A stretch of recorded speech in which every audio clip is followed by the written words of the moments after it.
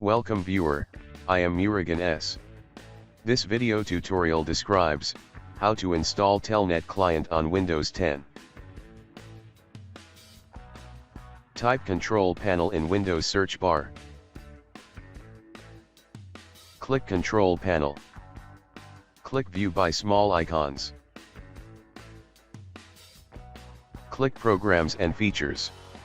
Click Turn Windows features on or off.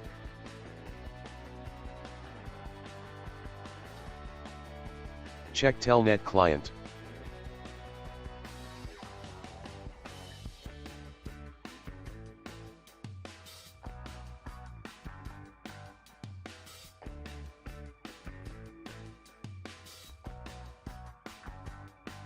Type Telnet in Windows search bar.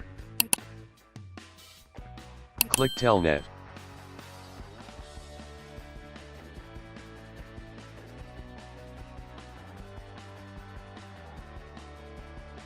I hope this video tutorial helps to you. Please like, share and don't forget to subscribe my channel. Thank you very much. See you next video.